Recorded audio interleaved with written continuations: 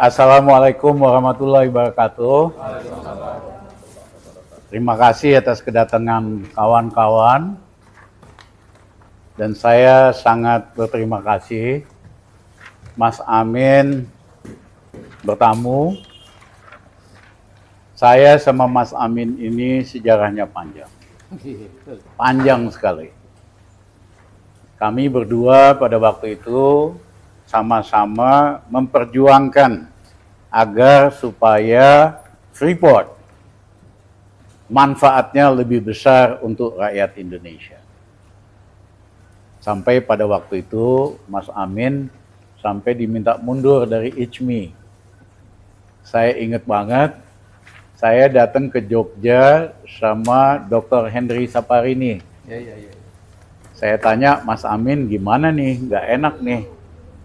Pilihannya kita konsiliasi atau kita lawan aja. Nah, saya nggak nyangka Profesor Amin Rais pada waktu itu masih lebih muda. Jawabannya itu, Mas Rizal kita lawan aja. Wah, pada waktu itu orang berani di Indonesia nyaris kagak ada loh, zaman Soeharto. Sejak itulah hubungan kami semakin dekat. Yang kedua, menjelang kejatuhan Pak Harto, Pak Amin betul-betul jadi leader dari perubahan dan reformasi. Kami bantu apapun yang kami bisa bantu supaya terjadi perubahan di Indonesia. Karena kita dua-duanya itu sangat tidak suka dengan sistem otoriter. Kita ini pro-demokratik lah. Yang kedua, sangat nggak suka dengan KKN. Dua ciri utama Orba. Akhirnya, seperti teman-teman ketahui, akhir April 98, tidak ada yang percaya Pak Harto bisa jatuh.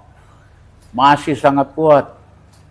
Tapi apa yang terjadi, 11 Maret 98 Pak Harto kepilih, sebulan kemudian jatuh. Terima kasih terhadap peranan Mas Amin, tokoh-tokoh mahasiswa, dan rakyat kita. Nah, ada honeymoon reformasi setelah itu. Zaman Habibie yang semakin memperkuat demokrasi, pers nggak usah pakai siup-siup, membebaskan semua tahanan politik, dilanjutkan sama Gus Dur, dilanjutkan oleh SBY, Mega. Nah, tapi begitu Jokowi berkuasa, tokoh yang tidak pernah berjuang sedikit pun untuk menegakkan demokrasi, begitu dia kuasa 2014, justru demokrasi dia preteli. Caranya, lihat aja indeks demokrasi Indonesia merosot berapa puluh poin. Yang kedua, lembaga-lembaga anti korupsi yang kita dukung dari dulu seperti KPK dilemahkan. Yang ketiga, dia pakai teknik Goebbels, Hitler. Hitler itu kan cuma seorang korporal. Orang Jerman, orang pinter, logis, kok semuanya percaya dengan omongan Hitler. Karena ahli propaganda Hitler namanya Goebbels yang selalu mengajarkan setiap hari beritakan kebohongan, nanti jadi kebenaran. Jadi dengan menggunakan buzzer-buzzer berbayar, influencer, rakyat kita dicekokin terus dengan ketidakbenaran, dengan kebohongan, dengan fakta-fakta palsu. Sehingga banyak orang terkesima. Nah, 9 tahun selain soal itu, ya demokrasi dipreteli, dirusak. Yang kedua, KKN zaman Jokowi ini lebih ganas, lebih vulgar dibandingkan zaman Pak Harto. Kita kan semua dibikin susah sama Pak Harto. Dan Pak Harto sangat otoriter, musuh-musuhnya disikat, betul, tapi di hatinya masih ada rakyat. Makanya uang dari migas, rezeki dari minyak bumi gas, sama Pak Harto dibikinin SD Impres, dibikinin puskesmas, dibikinin buku gratis, dibikinin pasar Impres, hatinya masih ada buat rakyat. Pemimpin Indonesia setelah Pak Harto juga kayak gitu, masih ada hati rakyat. Ya, bahwa yang besar menikmati, iya. Tapi mohon maaf, di hati Jokowi tidak ada rakyat. Tampangnya sangat merakyat. Kita ketipu dengan tampangnya. Tetapi hatinya oligarki. Dia kepengen oligarki, dia bantuin oligarki yang membayari segala macam kegiatan politiknya. Itulah yang mengakibatkan bahwa tujuan dari kemerdekaan kita, Mas Amin, tujuan dari reformasi dikhianati. Tujuan reformasi kan sederhana, tegakkan demokrasi, hapus KKN, bikin rakyat makmur. Dia nggak bisa deliver. Yang ada dia bikin rakyat semakin miskin. Ya, karena hatinya itu nggak ada buat rakyat. Tampangnya doang, selfie-nya doang sama rakyat, sama petani. Yang dia lakukan, subsidi pupuk untuk petani dihapuskan, dikurangi. Yang dia lakukan import terus. Jadi petani kalau nanam padi selama 2 tahun terakhir merugi kalau untuk dijual, kecuali buat makan sendiri. Sektor tanaman pangan tumbuhnya minus 3,19%. Artinya mengkerut. Kenapa? Karena apa yang dia pidatokan pro petani, selfie sama petani, hanya slogan dan pencitraan doang. Kebijakannya anti petani. Beda sama Pak Harto, beda sama Gus Dur, dan yang lain-lain. Jadi saudara kawan-kawan, yang ketiga dia bangun dinasti KKN. Anak-anaknya ini KKN semua. Dari mana? Ya, konglomerat swasta mau nyumbang 150 miliar, Mas Amin, hanya buat bisnis pisang goreng doang. Jakarta Selatan banjir sama pisang goreng dengan duit segitu. Ada konglomerat yang nyumbang 100 miliar hanya buat cendol. Jakarta Selatan banjir sama channel, Mas Amin. Itu namanya trading influence. Dagang kekuasaan. Kekuasaan bapaknya yang didagangin. Lebih ganas dari Tommy Soeharto. Tommy Soeharto ngaco-ngaco bisnis setelah Pak Harto kuasa 15 tahun. Mas. Ini baru 7 tahun udah kebablasan. Ya, dan tidak hanya membangun kerajaan dinasti bisnis lewat KKN, tapi juga bangun dinasti politik. Si Gibran itu udah dirancang sejak pemilihan wali kota di Solo bahwa dia akan dipersiapkan untuk jadi wakil presiden. Jadi wali kota hanya 3 tahun. Makanya undang-undangnya ini akan coba diubah, diturunkan umurnya. Iya kan? Benar-benar vulgar dan bejat apa yang dilakukan oleh Jokowi ini. Dia pikir Indonesia ini kerajaan yang dia mau bangun kembali. Dia lupa dengan sejarah. Pada saat kemerdekaan kita, raja-raja di Nusantara nyerahkan hartanya untuk bangun republik. Nyerahkan kerajaannya untuk bangun republik. Raja Jogja nyerahkan hartanya untuk membiayai perang melawan Belanda. Sultan Tidore punya pilihan oleh PBB. 1, kamu gabung sama Belanda. Yang kedua, kamu merdeka sendiri. Yang ketiga, kamu gabung Republik Indonesia. Sultan Tidore memilih yang ketiga. Kebayang nggak kalau Sultan Tidore waktu ikut Belanda bisa-bisa lebih makmur, merdeka. wah kekayaan alamnya banyak, nikel segala macam nih, maritim pasti lebih kaya. Teman-teman kebayang nggak kalau Sultan Tidore waktu itu nggak gabung Republik Indonesia? Sepertiga Indonesia bolong dari Tidore apa namanya nih Papua sampai Papua. Indonesia bolong sepertiganya. Jokowi nggak ngerti sejarah, tidak pernah belajar sejarah yang benar, tidak ngerti bahwa tokoh-tokoh kemerdekaan kita berjuang dengan keringat, darah, supaya bikin republik. Enak aja loh mau bikin dinasti kerajaan baru, siapa lo? Mohon maaf, Mas Amin, saya terpaksa ngomong kayak begini, belak-belakan. Nah, kita sepakat nanti Mas Amin jelaskan, perubahan udah waktunya tiba.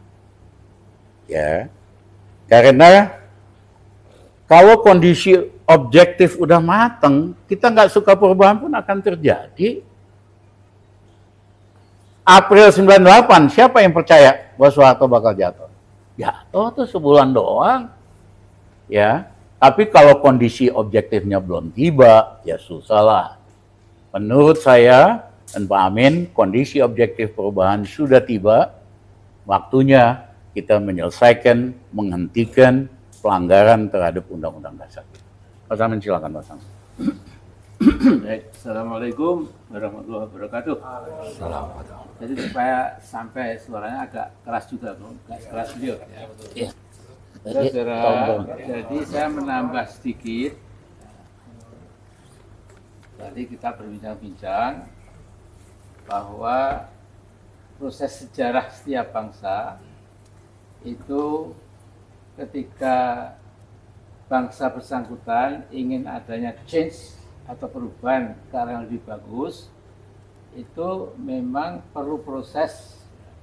Tetapi ketika momentum sudah datang, maka proses perubahan itu menjadi lebih cepat dan insya Allah berhasil. Amin.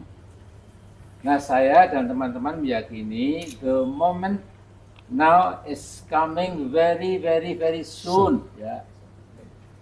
Jadi sedikit ini mengenang waktu ya kita hormat pada semua presiden. Ya. Semua presiden sebelum Pak Jokowi itu jadi bagus sekali dibandingkan dengan ini Pak siapa? Pak Jokowi ini. Ya. Nah jadi waktu itu saya ditanya wartawan Newsweek, New York Times dan lain-lain. Dia menanyakan pada saya, kapan Mr. Soeharto akan stand down, akan step down. Saya mengatakan, listen to me, in a matter of days, not weeks. Dalam hitungan hari, bukan minggu. Apa betul? Ya, percaya saya begitu. Memang 5 hari setelah itu memang akhirnya Pak Harto itu stand down, step down. Karena beliau negarawan, tidak ngotot. Ya. Nah, yang satu ini, ya kita akan nilai sendiri. Ya. Sampai Rocky Gerung mengatakan, dia itu ini, itu memang saya kira memang maklum lah ya. Kalau ada katakan lebih gawat lagi mungkin dipakai Rocky Gerung ya. Jadi terima kasih Pak Rocky Gerung. Ya. Nah karena itu singkat saja ya, kami ini insya Allah akan membuat sebuah pernyataan. Beri waktu kami beberapa hari. Ya. Nanti editor in chief-nya beliau ya, kasih masukan, Pak Ahmad masukan, Faisal Basri masukan dan lain-lain. Nanti Anda semua kami undang lagi ke sini ya untuk apa? Untuk mengetahui bahwa inilah konklusi kita supaya perubahan cepat terjadi sebagaimana diinginkan oleh kebanyakan rakyat. Saya yakin sekali itu ya. Nah jadi yang penting 1, 2, 3 hari ini tokoh-tokoh yang tadi saya sebut akan ke sini ke rumah Pak Rizal Ramli, kemudian tukar pikiran. Jadi kita beri yang penting yang nggak terbantahkan. Ya. Kemudian kita bacakan nanti bahwa enough is enough. No, Mr. Jokowi, you have Anda perlu perlu memilih 2 hal. Segera sukarela, ya, mundur. atau Anda menghadapi rakyat. Kira-kira demikian. Nantilah insya Allah setelah butir-butir itu terjadi, mungkin kita lebih bisa ya. Anda sekarang sedikit. Ya, saya sedikit saja Pak. Keras, Jadi, Pak, keras. jadi tadi apa yang disampaikan Bang Rizal dan juga Pak Amin, itu kalau kita bicara bernegara, sudah sekian banyak pelanggaran hukum, kejahatan yang menurut ukuran konstitusi itu sudah sangat layak Pak Jokowi itu dimakzulkan.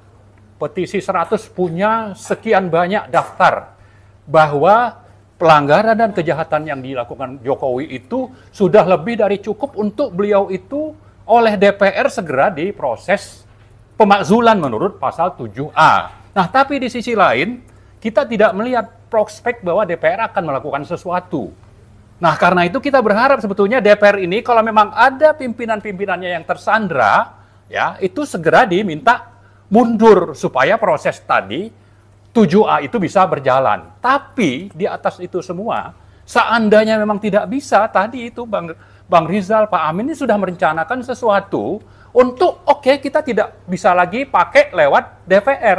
Tapi gerakan rakyat itu juga jangan dinilai itu tidak konstitusional. Itu juga sesuatu yang konstitusional. Dan itulah yang mudah-mudahan nanti bisa kita lakukan. Dan kita berharap sebetulnya semua tokoh-tokoh oposisi yang selama ini juga sudah bersuara itu bisa bergabung dengan kita. Untuk bagaimana ini bisa segera terwujud. Saya kira itu mungkin tambahannya. Terima kasih Pak. Silakan. Ya. Pendek-pendek ya. Ya, izin Pak Rizal mungkin nanti bisa menjawab. Saya Fandi dari 20detik.com. Mau tanya sebenarnya apakah tadi kan menyinggung gerakan menurunkan Soeharto begitu di tahun 98, lalu tadi menyinggung bagaimana Jokowi telah melakukan KKN, menggerus demokrasi begitu.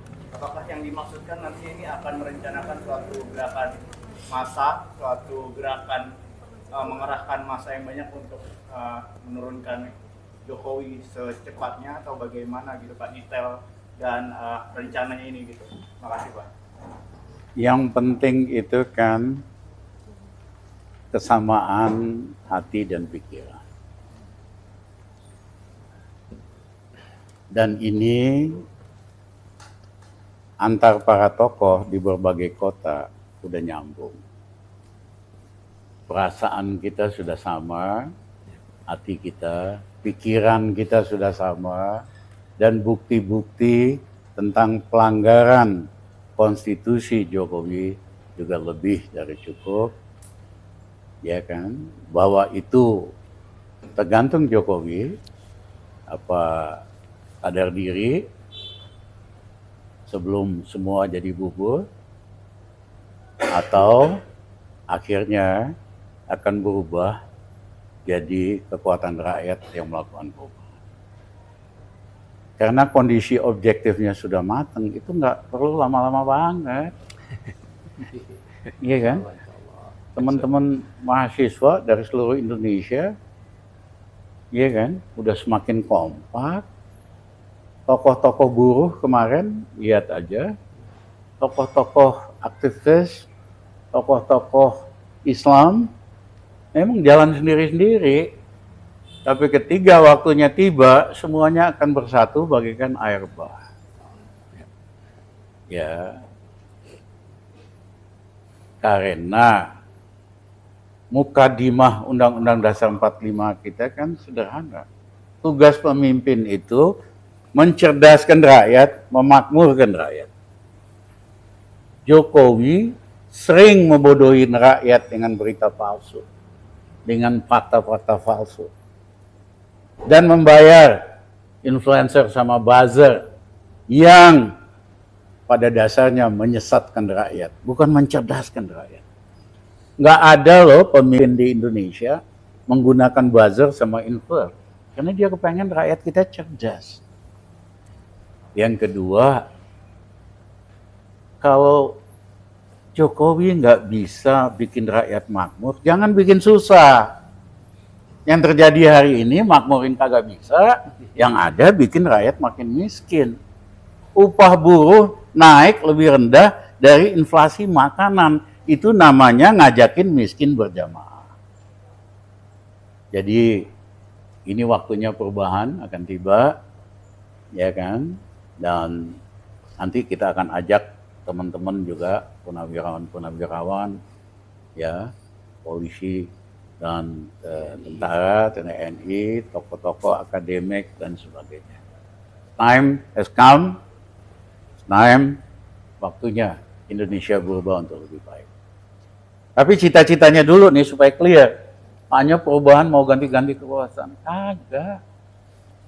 Cita-cita kita begitu Jokowi jatuh, satu, harga BBM kita akan turunkan sehingga di kantong rakyat ada uang.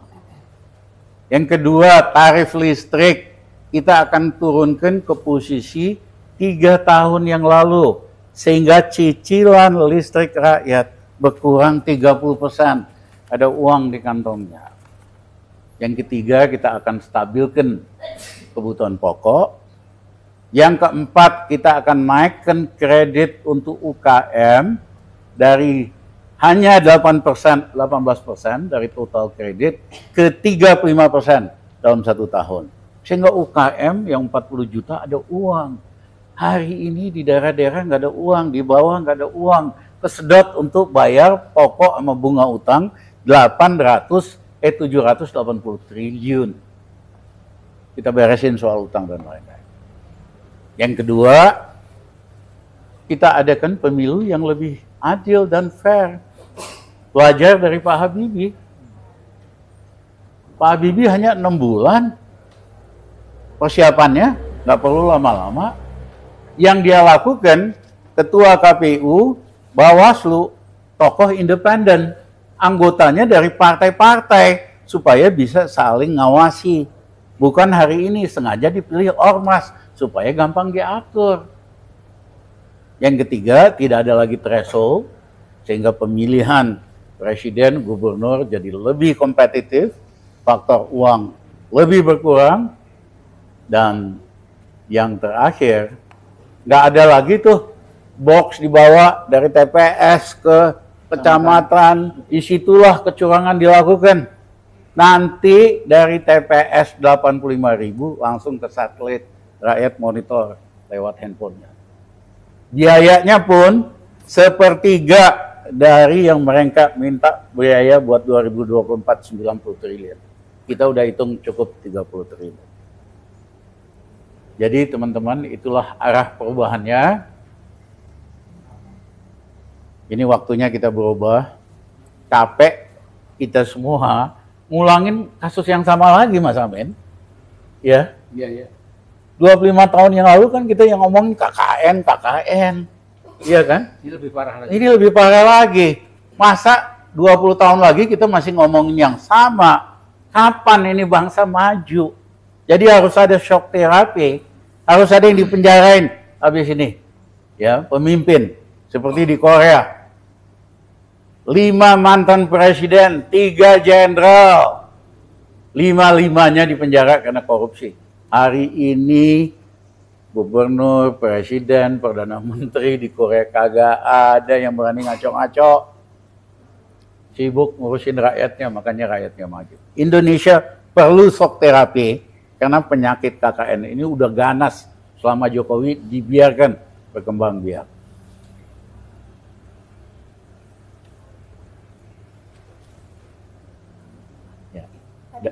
Dari mana? Dari Metro TV. Metro TV. Izin boleh dipertegas lagi Pak, tokoh-tokoh yang nantinya hendak diajak, mungkin boleh disebutkan tadi kan Jenderal, Purnawirawan TNI, militer dan sebagainya, tapi sejauh ini yang sudah memastikan untuk ikut bergabung bersama Pak Amin. Nanti pada waktunya akan Ya, disampaikan. ya betul. Ya. Berarti masih dalam. Ya. Enggak. Sebetulnya kan komunikasi selama setahun terakhir berjalan. Mas Amin keliling-keliling ke seluruh Indonesia. Saya juga seluruh Indonesia, ketemu profesor-profesor di Jogja, di Solo, di Surabaya, di Makassar. Pada dasarnya mereka sudah sepakat, perubahan perlu. Misalnya dosen-dosen, rektor, ketua yayasan, universitas-universitas swasta, udah capek. Lebih dari setengah mahasiswanya kagak bayar 2 tahun. Ya, yayasannya bleeding. Dia pikir Jokowi bisa nyelesain ekonomi, mahasiswa normal lagi bisa bayar. Kagak. Itu profesor-profesor, rektor-rektor bilang, Mas Rizal, lebih cepat lebih bagus dah. Ya, supaya mahasiswa bisa normal lagi, kita bisa hidup normal lagi. Jadi kali ini banyak profesor universitas yang akan ikut dalam dinamika perubahan. Mungkin sedikit tambahan, jadi kalau bicara purnawirawan jenderal, tokoh-tokoh, termasuk yang dari daerah, termasuk juga ada Pak Amin, sebetulnya kita kan barusan launching petisi 100. Itu jelas akan bergabung. Di sana ada misalnya Pak Legend Yayat, Legend Soeharto, Pak Sunarko, dan sebagainya, dan juga sejumlah akademisi dari kampus-kampus, dan bukan cuma di Jakarta. Ada dari Bandung, Surabaya, dan seterusnya. Seperti itu. Sehingga kalau orang Jakarta kan bilang, ya, apa, lu jual, gue beli. Nah, ini katanya gue borong, coba. Ya mudah seperti itu. Ya. Saya akan dengar-dengar saja. Jadi sebenarnya sedikit tambahan. Nah, jadi kita sedikit pun tidak terbesit bahwa perubahan nanti harus menjajarkan daerah walaupun setitik. Jangan, never ever. Jangan sampai. Karena itu tergantung kepada sekarang sikap bagaimana saudara Jokowi ini melakukan apa reaksi kepada yang kita sampaikan ini. Ya. Tapi yang jelas ya itu sudah lemah, karena apa korupsi yang demikian besar itu sudah langsung masuk ke inti keluarganya, gitu. Jadi kalau tadi diprioritaskan supaya pertama Gibran dan Kaisang segera diambil, itu saya kira memang sudah sangat tinggi waktunya. Ya. Karena itu kita juga menunggu kalau mereka reaksinya positif, kemudian membaik, tidak arogan, tidak kemeluntu, ya, menurut bahasa Jawa. Kalau sombong biasa itu kemelindi, ya. Kalau sangat sombong jadi kemeluntu. Ya. Nah, jadi ini kan saya dengan Jokowi satu kampung dari Solo, jadi paham sekali bahasa Jawa itu. Ya. Nah, jadi setelah ini mudah-mudahan mereka pada sadar enough is enough, beban dosanya jangan kemudian dipakai untuk ugal-ugalan. Ya. Jadi insya Allah rakyat juga akan senang. Saya kira rakyat kita itu peaceful, sangat damai, ya. Tidak ada mengajarkan entah di Batak, entah di Jawa, Madura, Manado, nggak ada. Saya kira semua kultur kita itu kultur damai. Tapi gara-gara yang satu ini, bukan seperti rusak sekarang. Ya. Itu tunggu tanggal mainnya lah insya Allah. Ya. Pak, dikit Pak. Jadi saya kira pemerintahan Jokowi ini kan kita sebut sebagai pemerintahan oligarki. Ya. Di sana banyak konglomerat. Nah, kita mungkin bisa mengingatkan para konglomerat itu untuk hati-hati dengan apa yang sedang disuarakan rakyat. Jangan coba untuk mempertahankan pemimpin yang sudah bermasalah, yang syarat dengan kejahatan hukum. Jadi ini peringatan juga untuk bukan sekedar Jokowi, tapi juga untuk para konglomerat pendukung Jokowi yang tergabung dalam oligarki kekuasaan. Saya kira itu mungkin. Seperti Reuters dan Al Jazeera dan lain-lain, ini adalah oligarki gitu. Ya. Jadi kalau orang luar saja sudah sangat paham, masa kita tidak? Kita kan yang merasakan Ya. apa kegilaan, keidanan dari oligarki itu. Ya Mbak, dari mana? Pak izin tadi kalau dari Bapak sendiri, pertanyaan saya adalah kenapa momentumnya baru 1 tahun terakhir, kemudian baru sekarang kemudian memberikan pernyataan pada publik. Pak, seperti kita ketahui kan kita Lambi juga pada awal masa periode juga menjadi salah satu putri Presiden Jokowi dan kemudian bersejarah atau seperti apa saya juga kurang tahu. Nah yang kedua Pak, pertanyaan saya adalah ada lembaga survei juga merilis bahwa kepercayaan publik kepada Presiden Jokowi ini 90%. Bagaimana Pak?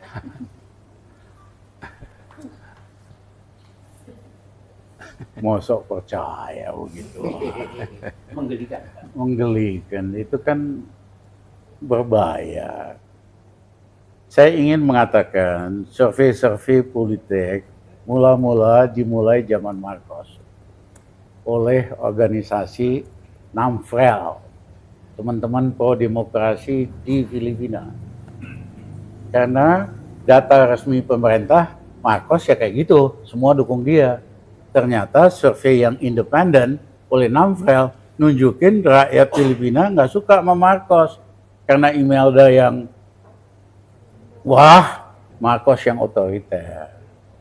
Nah, ilmu ini dipakai oleh surveyor-surveyor berbayar di Indonesia. Survei rupiah. Ya kan? Mereka tidak independen, tidak kredibel, dan manipulatif. Hanya soal bayar doang kok. Ya kan? Nggak terbuka soal metode surveinya. Ya, jadi kalau kita percaya, gampang kok Mbak. Keliling aja ketemu rakyat biasa di jalanan, tanya sopir taksi, kok beda dengan hasil survei? Ya, ini nanti kita harus tegakkan kebiasaan survei yang benar, bukan yang berbayar. Karena dia parasit buat demokrasi. Lembaga survei hari ini di Indonesia parasit untuk demokrasi. Berbeda dengan lembaga survei zaman Namvel di Filipina, dia merupakan pejuang untuk demokrasi. Pak, tadi disebutkan bahwa Pak Jokowi ini sudah melakukan begitu banyak pelanggaran konstitusi. Mungkin bisa disebutkan secara spesifik apa pelanggaran itu, dan mungkin ada satu pelanggaran yang mungkin akan digarisbawahi dalam gerakan People Power ini. Apakah ada, Pak? Mukadimah Undang-Undang Dasar 45 sangat jelas. Negara, pemimpin negara wajib mencerdaskan bangsanya. Yang kedua, meningkatkan kesejahteraan rakyat. Pertanyaan saya, selama Jokowi jadi presiden, dia mencerdaskan rakyat apa enggak?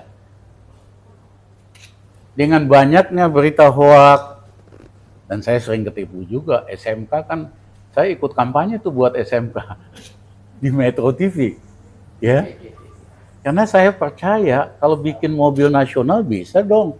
Kalau supaya ekonomis kan 300.000 unit cukup. Masa nggak bisa? Jadi saya cuma nilai niatnya, nggak nilai track recordnya. Ternyata itu abal-abal. Banyak lagi yang lain lah. Ya. Nah, dengan kebiasaan untuk menceritakan berita yang tidak benar, kebijakan yang bertentangan dengan apa yang jadi pidato dan slogan, itu bukan mencerdaskan rakyat. Itu namanya membodohi rakyat. Yang kedua, Undang-Undang ITE itu bagus sekali kita bikin untuk melawan kejahatan finansial online, seksual online.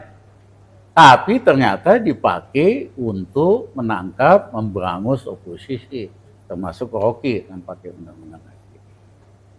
Ya, jadi bukannya membiarkan demokrasi perbedaan pendapat berkembang, dia pakai alat hukum yang otoriter, yaitu Undang-Undang ITE. Nanti kita benahin, kita ganti Undang-Undang ITE. Ya. Nah, yang kedua, memakmurkan. Faktanya kemiskinan makin banyak, 40% rakyat Indonesia kategori miskin, petani itu sangat miskin banget. Coba wawancara petani, beli pupuk nggak bisa, kalau beli ditanam rugi, ya kan? Sementara pemerintah import terus, karena dari import itu ada rente ekonomi yang dibagi oleh pemegang kuota kepada para pejabat. Nah, dari dua ini udah cukup kok buat menghentikan Jokowi. Karena mukadimah Undang-Undang Dasar, itulah kuncinya. Belum yang lain-lain, termasuk dinasti anak-anaknya. Saya tambahin Pak. Ya. Sabar, Pak. Amin. Jadi pasal 33 Undang-Undang Dasar kita kan sudah begitu setowelo-welo, ya. Bahwa bumi, air, dan kekayaan itu kan dalamnya itu dikuasai oleh negara. Kemudian sektor-sektor yang produktif yang menentukan nasib bangsa itu dikuasai negara untuk sebesar-besar rakyat dan seterusnya. Tapi zaman Jokowi ini itu diwalik grembiang, jadi dibalik, ya, itu sebesar-besar kemakmuran konglomerat dan korporatokrat penjahat, bandit-bandit itu yang memang diladeni, disembah bahkan ya oleh pemerintah yang sekarang ini ya. Jadi ini betul-betul sudah tiba. Jadi kalau dimazulkan selain tadi ya mukadimah tadi, kita juga tahu dalam pasal 33 itu semua dilanggar ya. Jadi ini pengkhianatan. Jadi ini betrayal to the nation ya. Jadi pengkhianatan kepada bangsa, dan ini masa mau diteruskan ya. Silakan Pak. Ya, saya tambah 3 contoh yang konkret ya.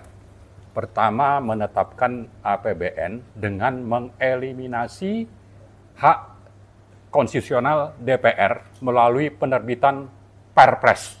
Itu pernah dilakukan Jokowi. Yang kedua, melanggar putusan MK dan konstitusi dalam menetapkan undang-undang Ciptaker lewat Perpu.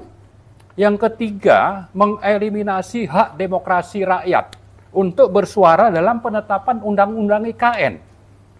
Rakyat tidak dapat kesempatan menyuarakan aspirasi, tapi di sisi lain misalnya Sinarmas itu dapat kesempatan untuk membahas undang-undang tersebut dengan DPR.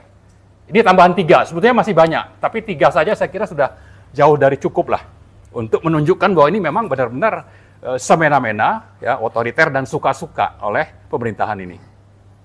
Kawan-kawan, saya kira lebih dari cukup. Ya, cukup ya. Ya. Hubungan dengan jawaban pertanyaan saya tadi yang belum sempat terjawab. Jadi bisa dikatakan begini nggak Pak? Ketika tadi Bapak berkata bahwa juga ikut berkampanye soal sehat, dan itu Bapak menjadi menteri juga pada saat itu ya Pak ya. Lalu apakah bisa dikatakan Bapak nafrek pada masa dengan Jokowi awal? Jujur aja, saya kagum sama tampangnya yang kerakyatan. Simpati, ya kan? Dan kurang ngecek track recordnya. Ya, ketepu lah sama tampangnya yang merayat ini. Hah? Kena prank, ya. Nah, tapi kebijakannya makin lama makin jauh dari rakyat. Saya juga bukan saya yang ngemis jadi menteri, Mas Jokowi yang datang ngemis ke kantor saya karena saya bantuin dia bikin MRT waktu itu. MRT kan nggak jadi-jadi karena kemahalan. Sebagai gubernur dia datang ke kantor, Mas Rizal tolongin MRT nggak akan kebangun karena harus negosiasi sama Jepang. Saya nggak punya teman di luar negeri. Mas Rizal banyak teman, tolong. Dia begging di kantor saya. Saya waktu itu penasihat PBB bersama 3 pemenang Nobel, 10 ekonom top. 2 minggu kemudian saya ke New York. Salah satu anggota penasihat PBB itu Tanaka-san, bos dari JICA, Jepang. Saya bilang, Tanaka-san, kamu nggak benar, proyek MRT kemahalan. Jadi gimana Dr. Ramli?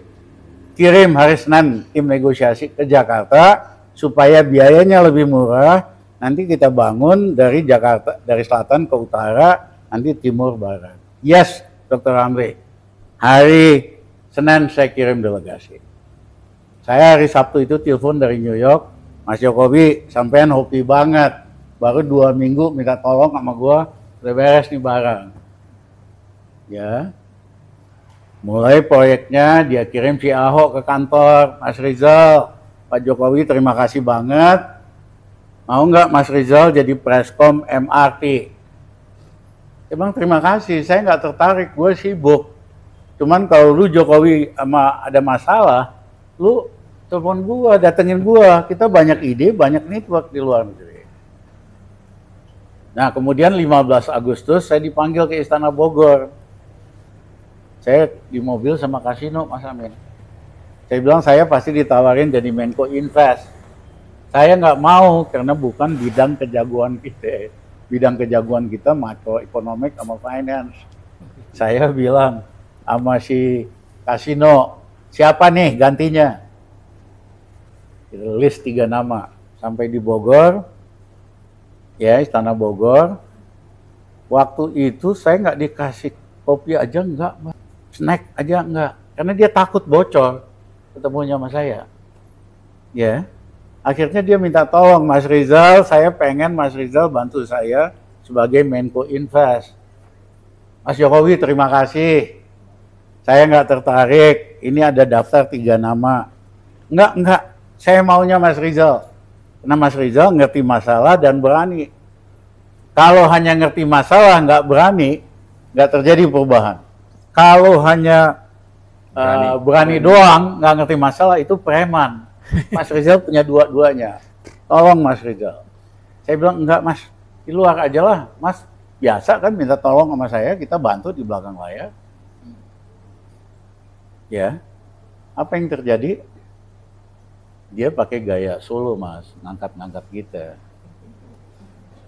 Mas Rizal, yang minta Mas Rizal ini bukan Jokowi presiden. Siapa sih saya? Kena prank lagi. Ya, kena prank lagi. Saya tuh bukan siapa-siapa dibandingin Mas Rizal, pengalaman network. Yang pengen Mas Rizal bantu saya, selain saya, rakyat Indonesia. Nah, gua kalau udah ngomong rakyat, gua lemas. Langsung gua salaman, tak bantu Mas, dengan syarat gini-gini. Itulah yang terjadi. Setahun saya di dalam, saya stop reklamasi. Keganggulah Aguan, ya kan? Ya. Lobby Aguan, lobby Kosmas Batubara, Rizal Ramli harus berhenti. Jangan ganggu reklamasi. Kalau perlu kita lobby, bayar supaya dia dipecat. Ya, Pak Yusuf Kalla yang bisnisnya keganggu lah. Karena waktu itu dia Raja Peng-Peng kan. Sekarang hari ini teman saya Raja Peng-Pengnya, namanya Luhut Panjaitan. Ya kan? Nah, pengusaha itu kerjaan mulia, Mas Amin. Pengusaha kerjaan mulia. Tapi kalau digabung, rusak Indonesia. Makanya saya nggak suka. Kalau lu jadi pejabat, pejabat aja. Mau jadi orang kaya, lu orang bestes. Nah, Jokowi tutup mata. Karena hampir semua pejabatnya itu pengusaha. Mereka peng-peng semua. Makanya rusak gitu. Itu Mbak ya. Panjang lebar. Tapi saya kira udah lebih dari cukup. It's time for change. Satu lagi, Ya. Eka dari Tempo. Ya. Prof kan tadi pagi Golkar dan PAN itu mendeklarasikan Prabowo untuk itu. Itu terjadi setelah isu Munaslup dan pemeriksaan AHA kemarin. Setelah ada komunikasi Anies kan Pak. Nah kan Partai Umat ini selaku pendukung Anies itu khawatir gak ini bisa jadi presiden sandera politik? Saya takut kalau ini kemudian malah melencengkan tema yang besar ini, ya.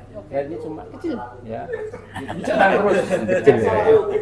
No comment dulu gitu, Pak. No comment dulu. Ya. Oke, terima kasih. Mudah-mudahan pada pertemuan berikutnya kita pada stage yang lebih bagus. Saya mau ngasih hadiah buku sama Mas Amin. Oh, sorry Mas. Saking nyungsepnya nih kayak nasibnya Jokowi. Mas Amin, kita lawan pengkhianat Undang-Undang Dasar. Mas Amin Rais, kita lawan pengkhianat Undang-Undang Dasar 21 Agustus 2023, Rizal Ramli.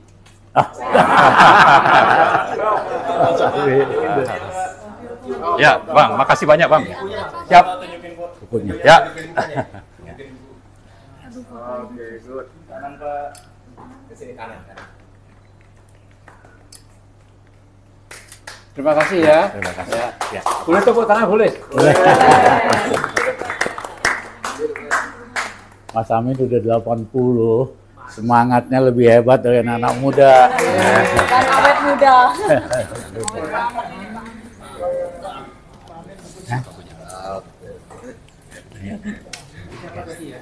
Mas, Salam kenal Pak. siapa punya Mas Haji? Dari Kompas TV. Kompas TV. Saya orang Minang juga. Oh, ya. Terima kasih, Pak. Terima kasih. Ya, terima kasih. Ya. Enggak cukup. Itu masih di situ. Hah? Oh.